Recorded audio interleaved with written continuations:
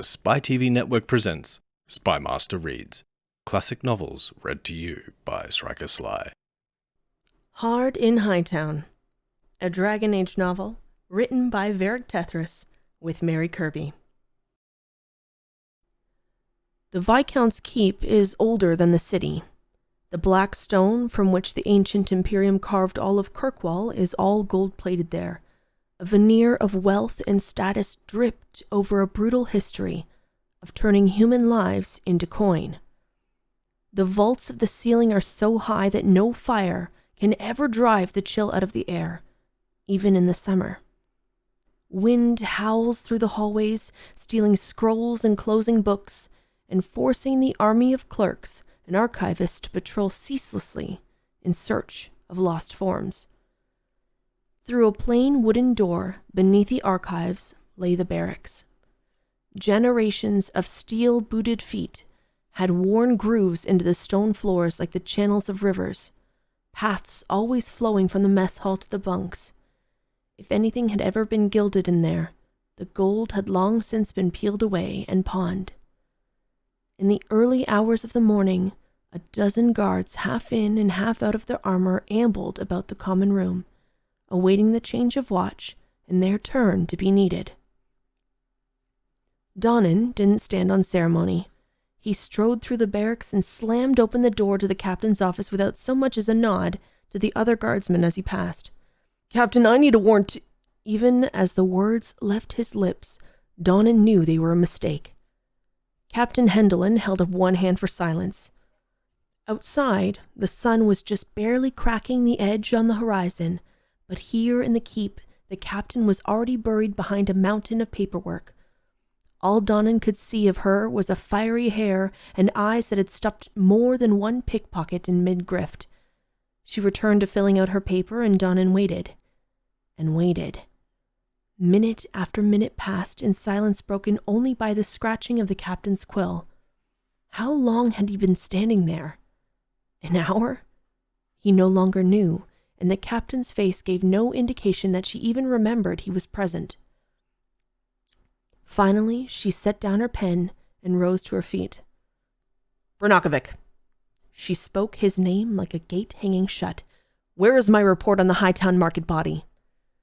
It was the kind of question you might ask a truant child, the kind where the real answer was just a twisting sense of guilt. "I'll file it after." "You'll file it now, guardsman."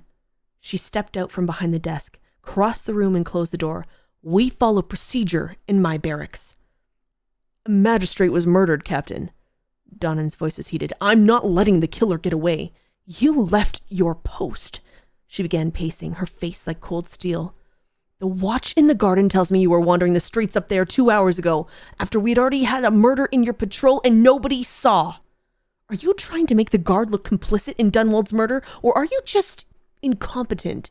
You left the scene without a thorough search of the market, and you harassed nobles in the middle of the night." She turned to glare at Donnen.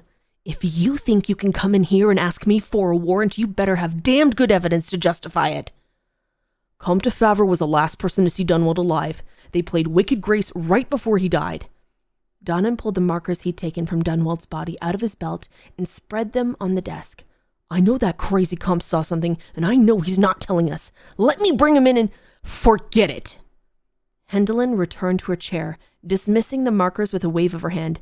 "And I owe you from a game of cards? These could be 6 months old for all you know. You've got nothing, Brennokovic." She crossed her arms. "You're not arresting a man on a feeling." "Captain!" Donnen protested. Hendelin silenced him with another gesture. "You're 2 weeks from retirement, guardsman. You want to stay in the ranks long enough to get pensioned? You follow procedure this time.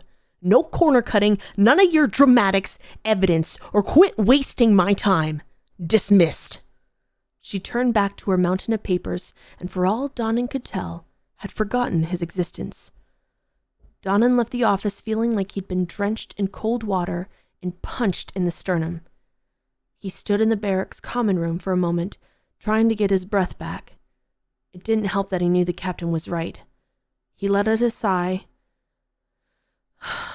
and headed to the mess. The kitchen smelled of ham and tea that had been left to boil down to tar. Donnen poured himself a mug anyway and stared into it as if he might see the future in the cup somewhere. The mug was cold when Jevlin arrived. "We're not getting a warrant, are we?"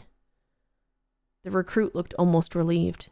He'd changed his uniform. His dark hair was tousled and sticking almost straight up, and his face was wet in a way that suggested he had tried to wash and forgotten that he had ears. So perhaps he'd actually followed Donnen's advice and gotten some sleep. He still looked too much like a child playing dress-up as a guardsman. "No." "Maybe it's for the best," Jevlin said, almost speaking Donnen's thought out loud. "You're on your way out of the guard, and I'm—" He trailed off, then sighed.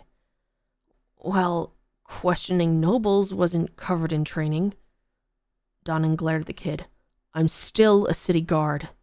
The anger was starting to come back to him, and anger was always good. "And so are you, recruit. Nobody gets away with a murder on our watch." Jevlin glanced from Donnen in the direction of the captain's office, as if she might overhear them 2 rooms away, a little wild-eyed. "What do we do then?" "Captain wants proof," Donnen smiled, already feeling better. "We bring her proof." We hope you enjoyed this chapter. See you next time.